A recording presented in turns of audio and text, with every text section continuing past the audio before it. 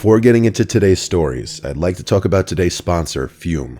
Fume is an award-winning flavored air device. Flavored air is quickly becoming the leading alternative to vaping and smoking. Fume will become a habit you're free to enjoy and makes replacing your bad habit easy.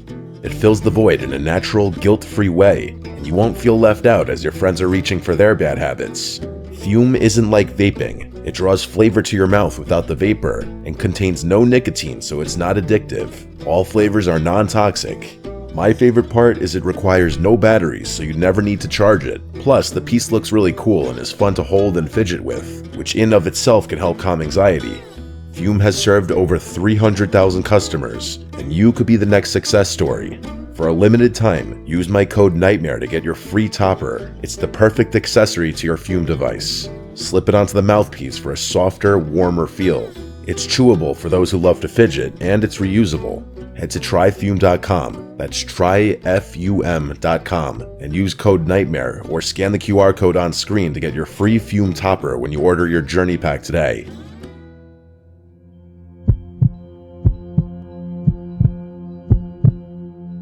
I wasn't very social in college. I didn't get good grades, I wasn't in a frat, I didn't have a girlfriend, and I wasn't very involved in anything. I wasn't a very happy kid. I'm not complaining though. I found a loyal girl who would never stop fighting for me in my late 30s. My life is good now. We live together with 2 cats named Blue and Raz, and I'm planning on proposing soon. Like I was saying though, I wasn't in a frat, so generic frat parties were kind of off the table for me. I still wanted to have fun though. I mean, who wouldn't? My friends Bryson and Ian were in the same boat. We spent most weekends killing time in Bryson's dorm. That being said, we took every chance we got when it came to parties. Most of the parties we were lucky enough to go to were off campus, meaning they weren't associated with any of the frats or the school itself. One time we actually drove over an hour just to go to a party. It's safe to say we were pretty desperate. One Friday afternoon, Ian texted the group chat saying the girl he was talking to knew of a party not that far away. Ian tended to attract the strangest girls. I'm sure you know the ones I'm talking about. Bryson joked that he didn't want to go to some death metal, emo anime party, which I kind of agreed with. Ian was pretty adamant though, and convinced us that this would be a normal party. It's not like we had anything better going on. Bryson convinced his brother Chris to be our designated driver. Chris didn't drink anyway, and said he'd be down for a party, so everything was looking good. As we were driving to the party, Ian started complaining about the girl he was talking to. He said she hadn't answered him in hours, which honestly wasn't too surprising considering the kind of guy Ian was. He was actually pretty torn, and said he was having second thoughts about even going, which seemed like an overreaction. We were already 30 minutes deep, so we weren't just gonna go turn around and go home. We told him to suck it up and not let it ruin the night. After a few more minutes, Ian said Callista's profile disappeared from his phone altogether. We broke it to him that he had been blocked and she probably decided to go to the party with someone else. He pouted for the rest of the drive. When we reached the party, we instantly knew we'd made the right choice. The house was massive, especially compared to the rest of the houses on the block. Ian didn't want to go in just yet, saying he needed a buzz to take his mind off the situation. Bryson and I didn't object to drinking, so we told Chris to park a little further down the street so we could pregame outside the car. We killed a few of the beers we had brought with us and watched as people entered the house in droves. It honestly looked like a pretty lit party. Once Ian was satisfied with his buzz, the 4 of us started making our way over to the house. As soon as we stepped inside, I could tell something was off. For starters, all the lights were on, like there was no ambient lighting throughout the entire house. Just the bright overhead lights that you'd expect to be off at a college party. Most of the people there were very nicely dressed, not what you'd expect people to wear at a rowdy party. The scene looked more like a fancy dinner party than anything else, but maybe that's what it was. After all, we didn't really have any details about what we were walking into. We didn't look too out of place, but the clothing differences were definitely noticeable. The music was also bizarre. They weren't playing trap or hip-hop or any of the usual party music. Instead, they were playing some kind of ethereal, almost druggy music. I'm not really sure what genre it was or how to describe it, but none of the songs had any words, just instruments. I guess it wasn't bad per se, but it was odd. My friends and I looked at each other, trying to make sense of what was going on. We drilled Ian for details, but he said he was just as clueless as we were. The four of us walked around a little, exploring the house. There was alcohol everywhere, so we helped ourselves. A few minutes in, I started noticing people catching my eye and then immediately looking away. It was actually so apparent that I started wondering if there was something in my teeth. I figured I was just getting looks because of what I was wearing, which did make sense to me at the time. The four of us were honestly having a good time, despite the weird atmosphere. Actually, I take that back. Chris was pretty bored and said he was going to go smoke in his car. We figured it was because he didn't have a drop of alcohol in him. A few minutes after he left, a group of girls approached us. We definitely weren't super confident, so getting approached was a new thing. The three of them started flirting with us almost immediately, like it wasn't even subtle. They joked about an entrance fee, which I thought was funny until I saw that they were being serious. They were holding a bottle of tequila, which we definitely weren't going to turn down. Without much thought, and not wanting to appear uncool, we swigged the bottle. After that point, the six of us stuck together, drinking, talking, and occasionally dancing. It was going really well. At one point, I noticed a weird mark on Tina's neck. It was a short but solid green line that looked like it had been drawn on in Sharpie. The line was pretty thin, and I probably wouldn't have noticed it had I not been standing so close to her. I debated asking her about it, but decided against it to avoid potentially offending her. It might have been a birthmark or something like that. Once I had seen it though, I couldn't unsee it. It just looked so unnatural, and green of all colors. Who wears green makeup? It couldn't have been a makeup smear. I decided to let it go and continued flirting with her, wondering where things would end up. Eventually, I saw Bryson and the girl he was with begin to wander off upstairs, which I was happy about. Pretty soon afterwards, I noticed Ian and his girl also walking towards the stairs. I was nervous to ask Tina anything suggestive because I didn't want to mess anything up. Despite the alcohol, I could feel myself getting really anxious and sweaty, so I told Tina I was going to the bathroom and that I'd be right back. The only bathroom I could find was occupied, so I stood outside the door and waited. Eventually, the door opened and a really tall, older-looking guy wearing a white button-down and linen pants stepped out. I rushed into the bathroom and he bumped into me. I turned around and kind of expected him to apologize, but he just stood there, staring at me. It was the strangest thing. He just stood there with this blank look, sizing me up. I was about to say something when I noticed what was on his neck. The same green line I had seen on Tina. It was literally identical. Against my better judgment, I asked him what his problem was. He smirked and shook his head before saying, "Who invited you?" Not knowing how to answer that, I blurted out Callista, the girl that had stood up Ian.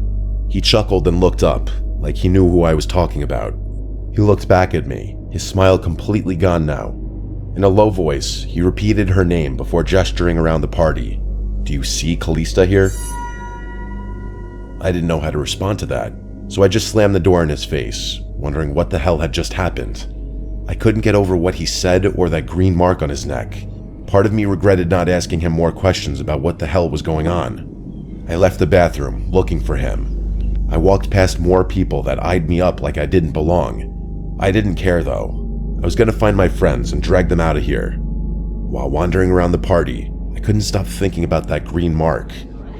I started looking closely at people's necks, trying to see if anyone else had a mark on their neck.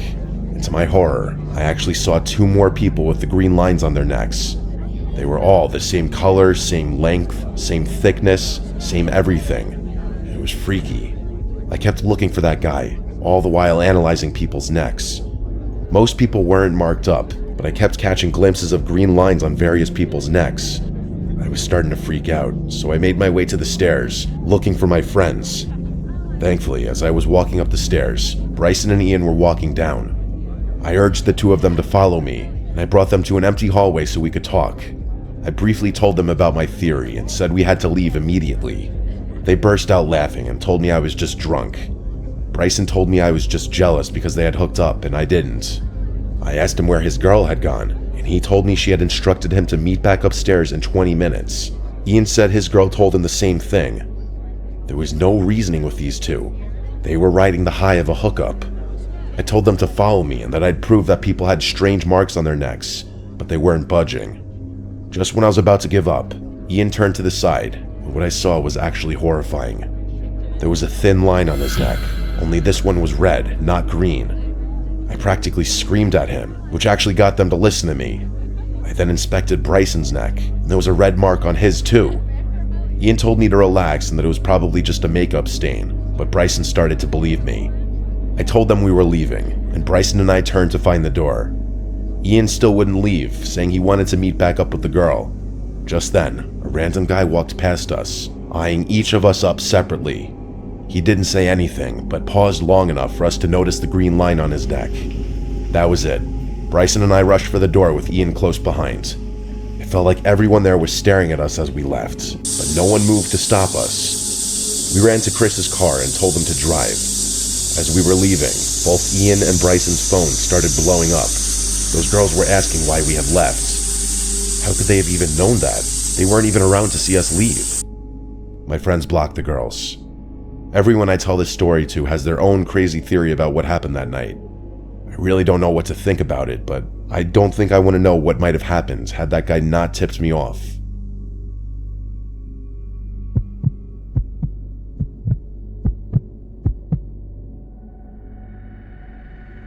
I'm a graduate student studying civil engineering at Purdue University.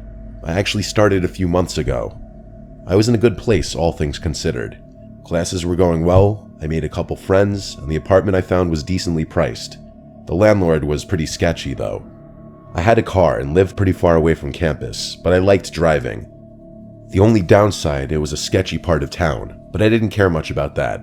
I'm a guy in my mid-20s, so I figured I could handle myself. Yeah, things were a little boring, but I was there for a degree and not a party. Everything was pretty normal, until the day my backpack got stolen. I had left it on a table in a random hall to go to the bathroom like an idiot. By the time I got back, it was gone. Of course, that specific lecture hall didn't have cameras, so there was literally nothing I could do. I was more annoyed than anything. My wallet, keys, and laptop were in there. I had to cancel my cards and get new ones, report my keys missing to the landlord, and start looking for a replacement laptop. It was a whole thing. It sucked, but things happen. It wasn't until a few days later that I realized the situation was 1,000 times worse than I had anticipated. I drove home from campus one evening to find a handwritten note slipped under my door. I figured it was just a reminder from my landlord about something, but I was dead wrong. When I opened it up, it just said, "I see you." No name, no signature, just those 3 words. I instantly put 2 and 2 together. Whoever had stolen my backpack had gone through my laptop somehow and figured out where I lived. That was terrifying enough, but just then I had a thought that was so much worse. Whoever had stolen my backpack had my apartment keys. I felt my skin starting to itch, and I looked over my shoulder, half expecting to see someone there. I ran into my apartment and slammed the door shut. I had a deadlock, so even if someone did try to break in, they wouldn't be able to get past that. Over the next week, I got more notes, all handwritten. They weren't long, just weird phrases like, "I know what you did," or "watch yourself." At that point, it was really starting to freak me out. I had never done anything wrong really, but if someone had gone through my laptop, who knows what they could have found? I really didn't know what to do. Would going to the police even help? I figured I'd wait it out a little longer, hoping whoever was messing with me would get bored. One night, I was getting ready for bed when I noticed something. It was dark outside and my blinds were half closed, but I could have sworn I saw a flash, like someone took a picture of me. I quickly pulled the blinds down, but my heart was racing. There was no one there. Things didn't stop there. I started noticing small things around my apartment, things being moved. At first, I thought I was just being careless. My shoes would be in a different spot, or my coat would be draped over the chair instead of hung up. It was little things that I could explain away if I really tried. But then, one day, I came home to find my bedsheets stripped off and my room completely turned upside down. My dresser drawers were pulled out, my books scattered across the floor. It looked like someone had torn through the place.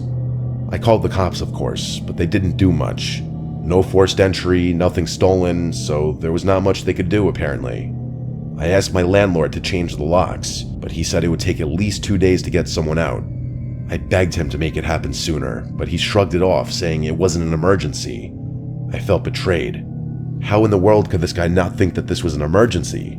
I kept pressuring him to do something, but he eventually stopped answering, no matter what I said. That was literally yesterday as I'm writing this. I barely slept at all last night, even though I was safe with the deadlock in place. I'm thinking of changing the locks myself, but I'm not sure how I could even do that without causing expensive damage. I called out of all my classes this morning because I'm afraid to leave my room. I'm still here, writing all this down. I'm prepared to confront whoever it is if they come back. I'm sure if they went through my laptop, they would know my class schedule. Maybe I'll hide somewhere and get the jump on them if they try to enter while I'm supposed to be at class. I think that's what I'm gonna do. I'll give an update when I can.